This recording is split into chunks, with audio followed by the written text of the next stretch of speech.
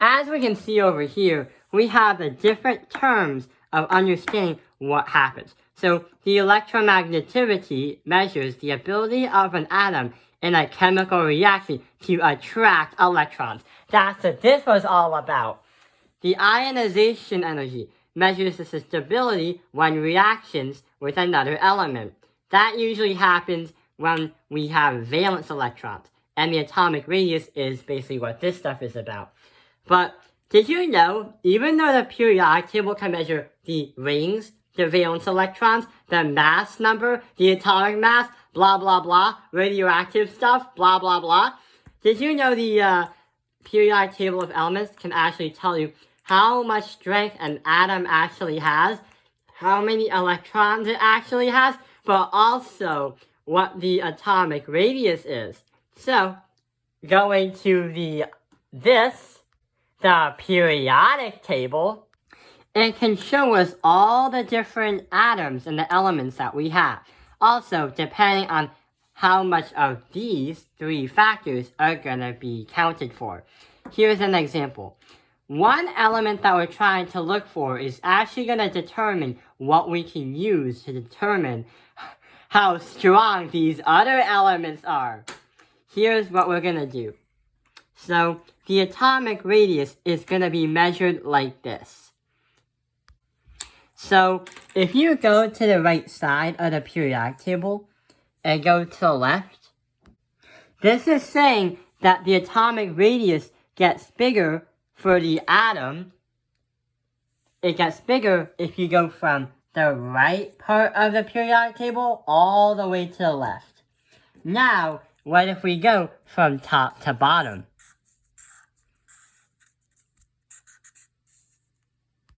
If you go from top to bottom, we are going to say that if you go from here to there, the lower you get, the bigger the atomic radius of the atom has in the first place. So, hey, we see a little pattern. If we go from right to left, the atomic radius is bigger. And if we go from top to bottom, the atomic radius is also bigger. Hey, there's this one element that we're going to look at, and it's called francium. And here is the element that actually helps us in the long run, help us decide which elements is going to be determined which is stronger and which is weaker. So, francium actually has the largest atomic radius. Now, let's take a look at ionization energy, because what we're trying to do is set up the periodic table in a way how we can determine what's what and what happens. Ionization energy measures the stability when reacting with another element. So, here's what happens. Instead of going right to left and top to bottom, if we go from left to right, it explains that if you go from here to there, the more right the element is on the periodic table, the more stable it is. And the more stable it is when reacting with another element without going all over the place. Number two, if you go from bottom to top, instead of going top to bottom, that also means the more you are up on the periodic table, the more stability that you have when you react with another atom. The last thing we gotta focus on is the electromagnativity, the ability to attract electrons. Grab that energy. So here's what happens. Just like ionization, if you go from left to right, the more right you are on the spectrum or the periodic table, the more electromagnetivity you have, the ability to attract atoms. Also, if you go from the bottom to the top, it also says the more higher you are on the position of the periodic table, the more stability you have. So here's what's going to happen. So we are going to solve problems using the atomic radius and the other factors right here and understand which one is stronger and which one's weaker. So which one has the greatest atomic radius? Phosphorus or bismuth? Now we have to locate them on the periodic table. Let's take a look at phosphorus. So phosphorus is right over here. But bismuth, however, if you look right here, is going to be right there. How are we going to determine which one it is? Phosphorus or bismuth? This or that? Well, the rule says the more down you are on the spectrum and the more left you are, the more atomic radius you have in terms of distance. And the closest element to francium would win, which means it would be the stronger one. But the problem is, phosphorus and bismuth are on the same level. So you can't say right to left. But bismuth is going to win because it's lower on the spectrum. So we're going to say bismuth is going to be the winner. Hey, this kind of looks like trying to navigate through a nation full of states.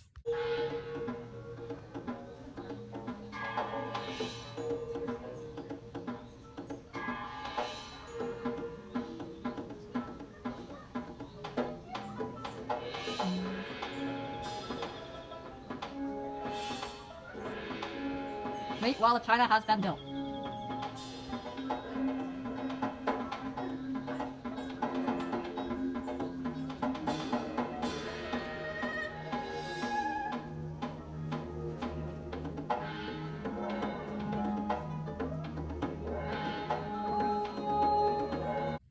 Now, in the second question, we have lithium, oxygen, carbon, potassium, cesium, and fluorine. List them from smallest to largest ionization energy. So what's going to happen is ionization energy is measure the stability when reacting with another element. So instead of using green, I'm going to use the color red. So with the color red, the more higher you are on the periodic table and the more right you are, the more ionization energy that you have. So let's look at lithium. We have to go from smallest to biggest. Lithium is all the way over here, so I don't think it's going to be one of the biggest ones. Now let's take a look at oxygen. Oxygen is going to be towards the extremes. They're near the farthest towards helium. Oxygen is one of them. How about carbon? It's a little bit to the left of oxygen, so carbon may have lower ionization energy than oxygen. Then we have to look at potassium, which is also another bad one because potassium's all the way to the left, which is not a good sign. Cesium is also part of with potassium. Potassium, cesium, and lithium are on the same level, and there's no chance they'll be some of the strongest ones in this category. The reason why is they're on the far left. What we're looking for is on the far right. And hey, fluorine is actually the winner because fluorine is closest to the far right, far top. So fluorine is going to be oxygen. Oxygen is going to be carbon. And if we take a look at these right here, lithium's going to be potassium. Potassium's going to be cesium. Because the more up you are on the spectrum, the more ionization you have. So it's kind of like doing geography. So here's what's going to happen.